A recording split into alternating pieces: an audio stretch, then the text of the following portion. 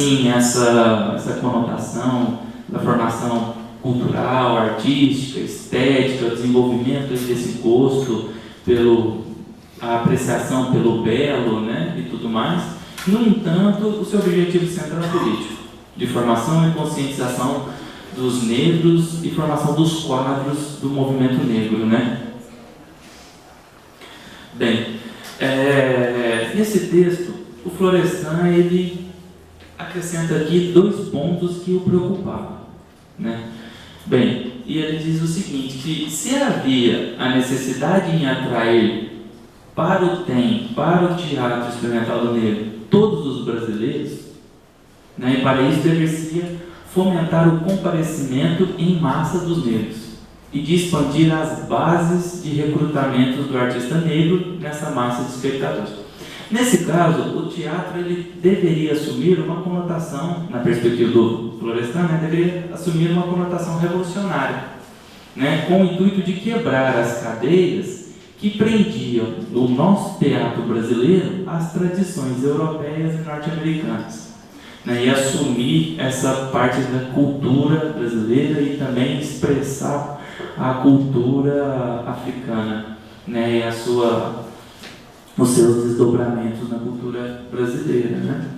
O outro ponto que era de preocupação do Florestan seria quanto ao conteúdo dos dramas. Florestan considera que deveria-se evitar o exótico como estímulo estético, né? E ressaltar ali a questão das denúncias, né? O drama deveria ter a função de denúncia, denunciar a condição do negro a que ele estava submetido e todos os desdobramentos do preconceito de raça e cor, né, que ele sofria, né, ainda que velado, né, como o professor Abdias do Nascimento chama, né, um racismo mascarado.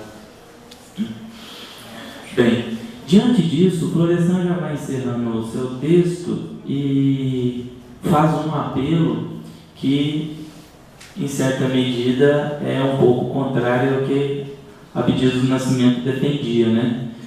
Florestan Fernandes diz que ele faz um apelo aos intelectuais brancos, né? E diz que eles deveriam assumir o desafio e lutar ao lado do negro para resguardar as condições que permitia ao negro ser mais negro. E não para separar o branco do negro, né, mas para respeitá-lo e para contribuir para as suas conquistas, né, na perspectiva da qual poderia se valorizar o negro enquanto homem e respeitá-lo como criatura humana, né?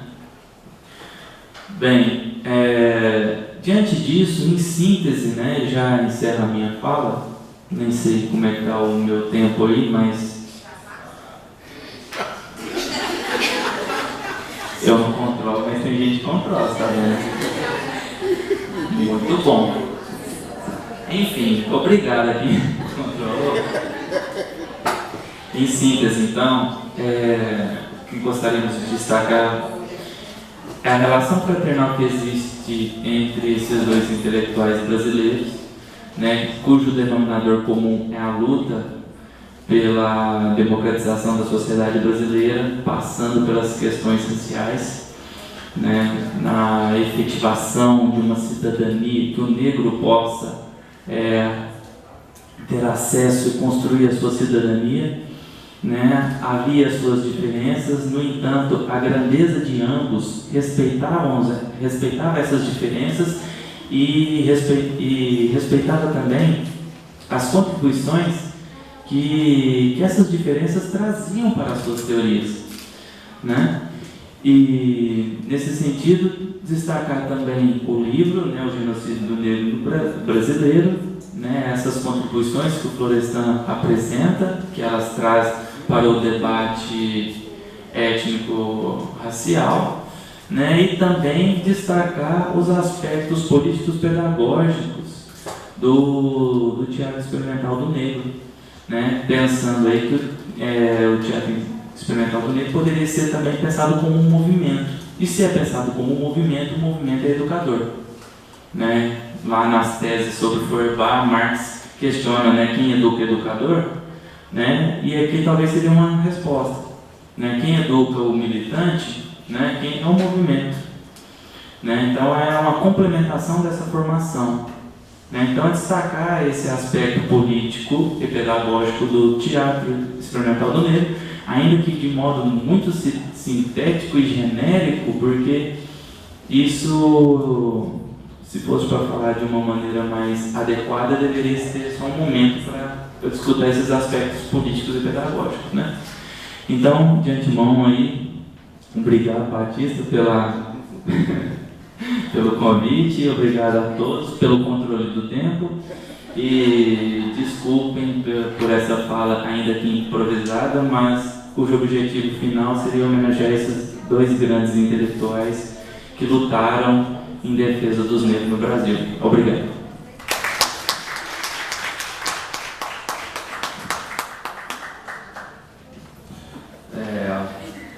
Boa noite.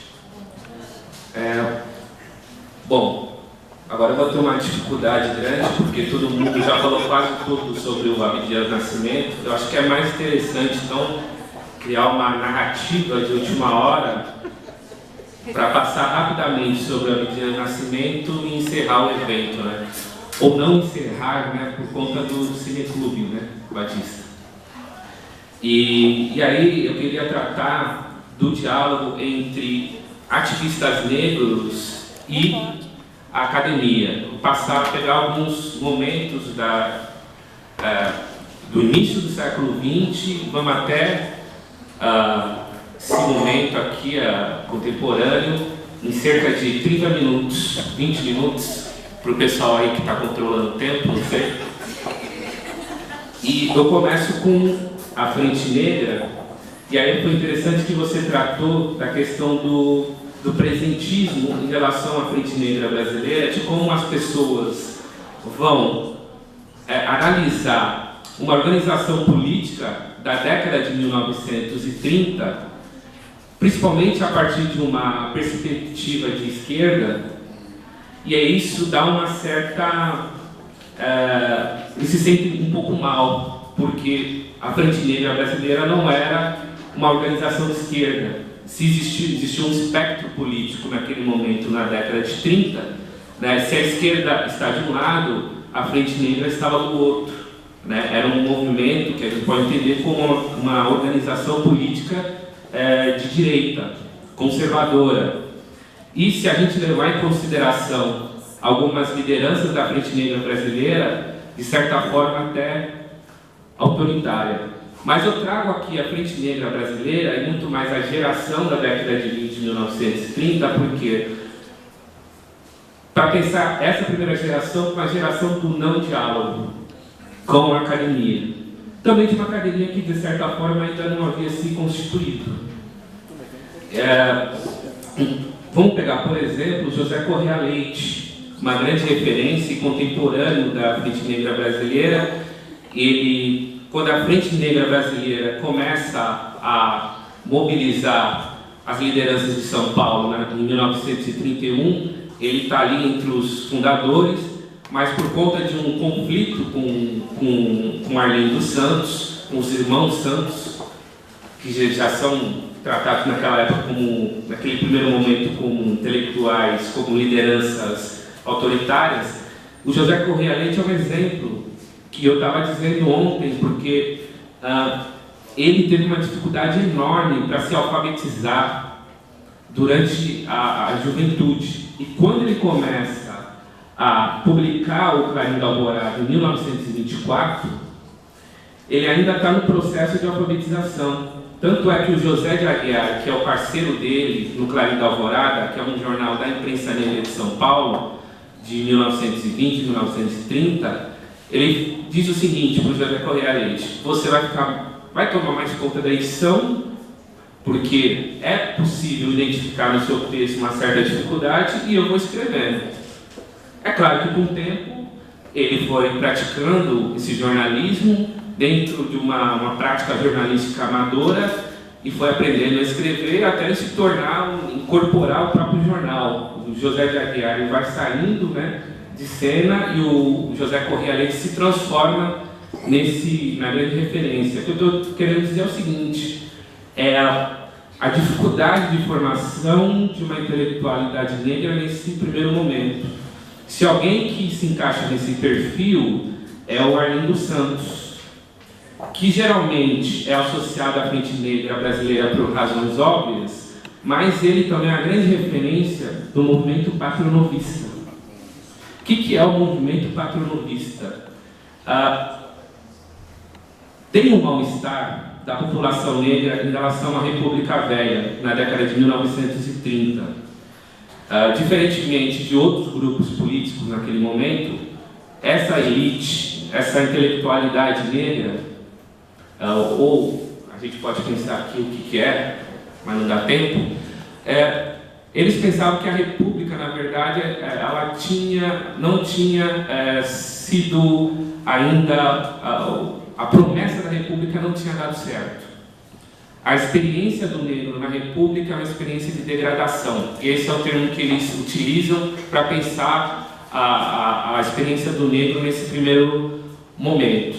Então, os patronovistas, eles pensavam em um retorno da monarquia, e a monarquia a partir de uma identidade nacional que fosse católica.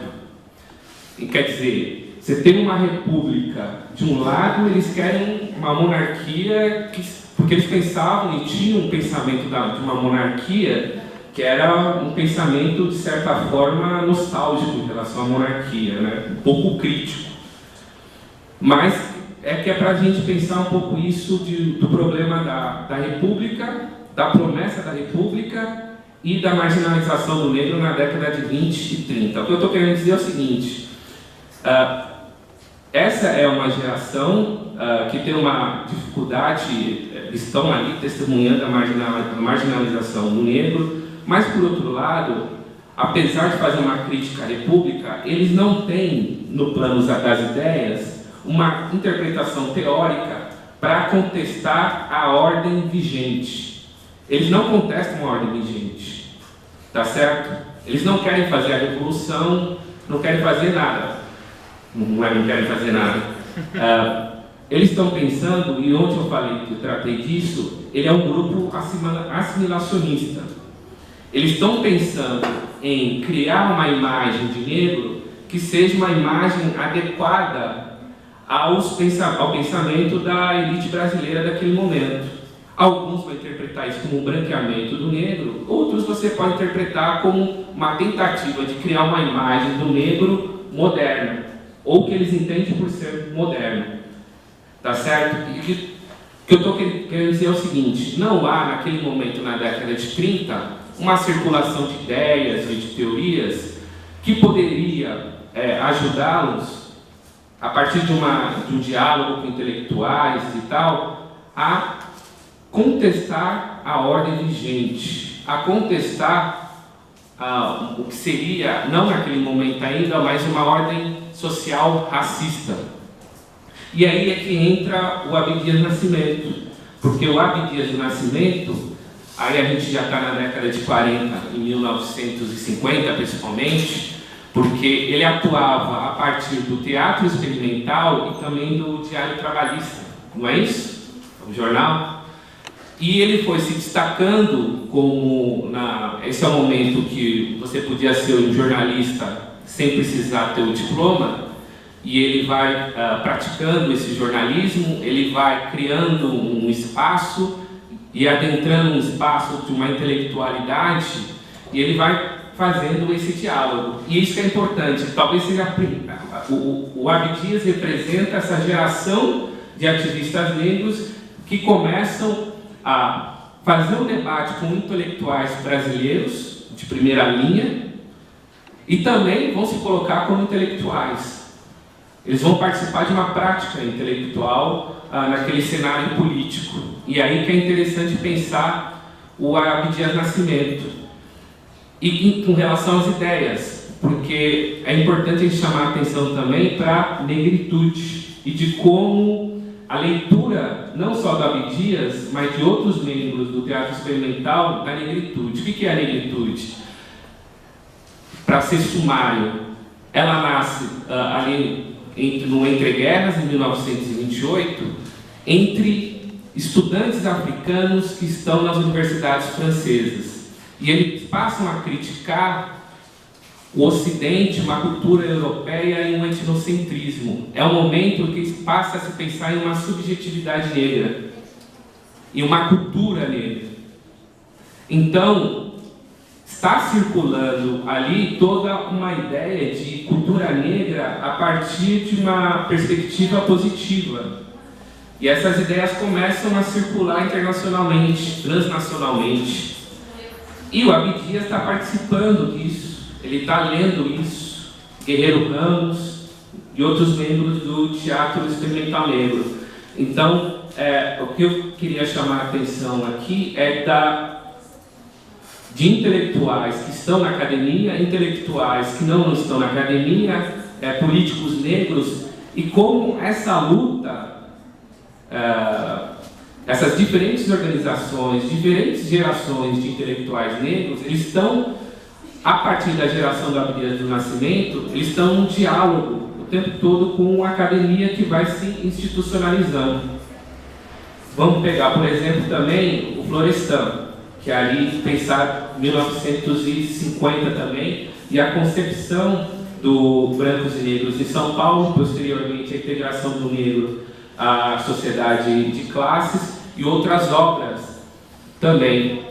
Há esse diálogo, e o interessante é a gente tentar entender, por exemplo, a leitura da obra, a recepção da integração, né, que ela tem entre os ativistas negros. Porque aí, pela primeira vez, a gente tem o quê? Uma academia produzindo conhecimento, pensando sociologia, pensando em instrumentos teóricos e metodológicos para a sociologia, a partir da experiência dos negros e brancos no Brasil, pensando em relações raciais, e a partir daí vem o quê? Um resultado interessante, que é o do... a produção acadêmica questiona a ideia de democracia racial. E isso vai ser muito importante, porque os negros já estão pensando nisso há um bom tempo, mas aí você tem o quê? Todo o pensamento organizado para pensar e fazer uma crítica sobre a democracia racial. E eu estava conversando com o Batista hoje, interessante, você tratou na sua primeira fala, não a de hoje, quando você falou do O Negro no Mundo dos Brancos, que é uma obra que é uma coletânea de conferências que foram escritas e foram publicadas. E foram conferências para quê? Para tentar explicar a tese do Florestan Fernandes no Integração do Negro à Sociedade de Classe, que é uma obra que é muito mais densa, tem um outro tipo de escrita que é rigorosamente acadêmica, e o Negro no Mundo dos Brancos é o quê? É um Florestan Fernandes que ele está preocupado em falar com um público mais amplo e defender a tese dele. E geralmente os ativistas, eles liam mais o Negro no Mundo dos Brancos do que a integração, mas eles citavam a integração. Eu li a integração, blá blá blá blá blá, mas eles liam o Negro no Mundo dos Brancos. Então, é interessante isso. Então, a gente tem esse Florestan aí na década de 50, 60, e agora eu vou dar um outro pulo que é muito interessante também, Carlos Rosenbaum.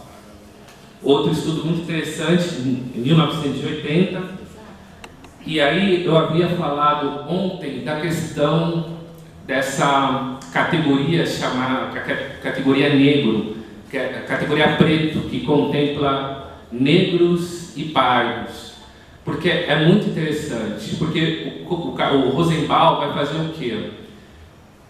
Vamos pegar o Florestan. O Florestan, a leitura que se tinha era de que na transição de uma ordem social escravocrata para uma capitalista, você tem o preconceito de cor, ou o que a gente interpreta como um racismo, que ele é uma espécie de legado do passado.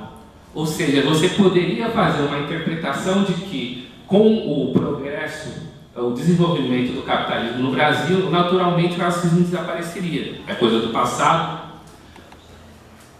E o que o Carlos Rosenbaum vai fazer é uma espécie de crítica a isso. não é necessariamente uma crítica, mas ele vai trazer uma análise muito interessante, que ele e o Nelson do Valle também, baseado em estatística, e ele vai demonstrando que você tem picos da economia brasileira, e nesses picos você tem um momento de grande ascensão, de mobilidade social. Pegar, por exemplo, a década de 1950 no Brasil. E é nesse momento em que vai se formar, por exemplo, a primeira, o que a gente pode chamar de primeira classe média brasileira. Entretanto, nesses picos de desenvolvimento, de grande ascensão social no Brasil, os negros desfrutam muito pouco dessa mobilidade social. O que ele vai dizer a partir disso aí? Claro, é uma obra também muito sofisticada e é um negócio muito amplo, mas a gente tem pouco tempo aqui. Mas a interpretação é de que você tem um capitalismo em que a raça ela passa a se estruturar a partir do capitalismo. A raça não é coisa do passado. As categorias raciais, o modo como elas são aplicadas, elas fazem parte de uma desigualdade que vai se construindo no capitalismo brasileiro. Ela não é legado da escravidão, é uma outra coisa. É essa interpretação que ele traz. E aí, quando ele vai para as estatísticas, e ele vai atrás para ver qual que é a condição do pardo, qual é a condição do negro, e que foi o que eu chamei a atenção ontem, ela traz essas categorias e a situação não difere muito. A mobilidade social para pardos e negros, ela é uma mobilidade social limitada. E é um momento que é uma leitura que o movimento negro vai ter. A gente já está falando que algumas pessoas chamam do movimento negro contemporâneo, que é a ascensão do MNU em 1978. Final da década de 1970, e aí a gente tem essa nova geração que ela vai ser muito mais combativa, vai fazer muito mais ênfase nessa ideia de combate à ideia da democracia racial. O que eles vão dizer é o seguinte: o racismo está na estrutura do capitalismo brasileiro, e eles têm uma formação de, como você mesmo disse, de esquerda. Então, essa obra do Rosenbaum, ela cai, né, no momento ideal. É muito interessante. Então, são esses momentos. E para fechar, um outro momento dessa relação academia e ativistas negros, intelectuais negros. E agora acho que tem uma geração que é o som dos acadêmicos negros, tem o professor Batista aqui. A gente, geralmente, essas políticas mais recentes, políticas de cotas, a gente está aqui com o pessoal da educação, a Lei 10.639, entre outras políticas voltadas para a população negra, geralmente elas são associadas ao governo do Lula. É interessante que o Fernando, acho que o primeiro passo, né, o chute inicial é dado com o Fernando Henrique Cardoso. Em 1995 a gente tem o momento dos 300 anos da morte do Zumbi e o movimento negro, os ativistas muito bem articulados, né, fazendo pressão e ali com um grupo de pressão. E o Fernando Henrique a partir daí nesse contexto, ele faz a declaração como presidente, chefe de Estado, reconhecendo o racismo no Brasil. O que é uma outra coisa. Uma coisa é você ter um acadêmico ou você ter um ativista afirmando isso. Outra coisa é o chefe de Estado reconhecer o racismo no Brasil. E a partir daí, vai se formar, durante o governo Henrique, um grupo de trabalho de políticos, intelectuais e ativistas para dar um passo que é o além da denúncia. Não é mais questão de denunciar porque o Estado, o chefe de Estado reconheceu. É de elaboração de política pública para a população negra. O governo Lula, ele pega já o final desse momento de articulação de ativistas se articulando. E aí tem um momento muito interessante que é de 2001, Durban, em 2001, em que a agenda, em que a política de ação afirmativa, ela entra de vez na agenda do movimento negro. A partir do Fernando Henrique Cardoso se pensando, não estava muito certo, mas quando os ativistas vão para Durban, na África do Sul, aí entra na agenda de vez a questão da ação afirmativa.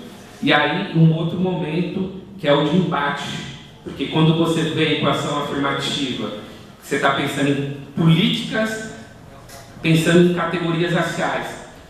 Então, é o Estado pensando em políticas, e essas políticas levam em consideração que as pessoas se assumam como negras, que as pessoas se assumam como pardas. E aí surge todo um debate, que é o debate que pega fogo ao longo da década de 2000. Eu não vou citar o pessoal aqui, sei lá, Ivone Magui, Peter Frey, Antônio Sérgio Guimarães, Kamengele Munanga, enfim. E você também tem aí já uma geração também de acadêmicos negros, também marcando presença nesse debate. Mas a minha preocupação era essa, de dar esse fechamento, de mostrar como é importante como foi fundamental essa relação entre ativismo e academia. Aqui, é claro, enquanto no espaço acadêmico, é sempre importante enfatizar a necessidade, a importância das práticas acadêmicas. Mas, por exemplo, a gente hoje passa por um momento que é o que, acho que já até foi, que era um momento, a discussão sobre a ação afirmativa foi um momento de disputa sobre a identidade nacional, sobre pessoas que defendiam a ideia de democracia racial e outras que pensavam num outro Brasil, em pensar um Brasil multicultural, mas em outros termos, um Brasil multicultural que reconhece o racismo no Brasil. A gente tem que pensar a diversidade brasileira a partir do reconhecimento das desigualdades raciais que estão no seio da sociedade brasileira. Então a gente tem essa disputa pela identidade nacional. E esse evento é isso, né? Resultado disso. A gente está pensando a Lei 10.639 porque ela está no meio dessa disputa ao longo dos anos. Quer dizer o quê? Estamos pensando em perspectivas acadêmicas para fazer uma boa abordagem antirracista, pensando em alternativas e políticas antirracistas para a educação, porque lá fora tem todo um contexto de luta política, de embate político na democracia brasileira. Basicamente é isso. Muito obrigado.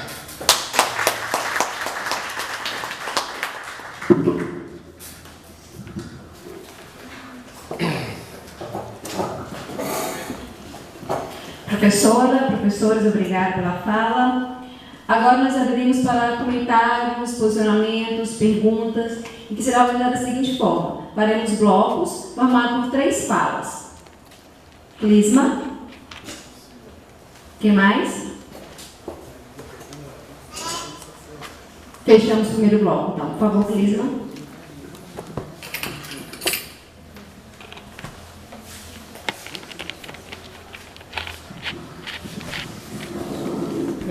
Primeiramente, boa noite a todas as pessoas que ainda se encontram presentes na auditório.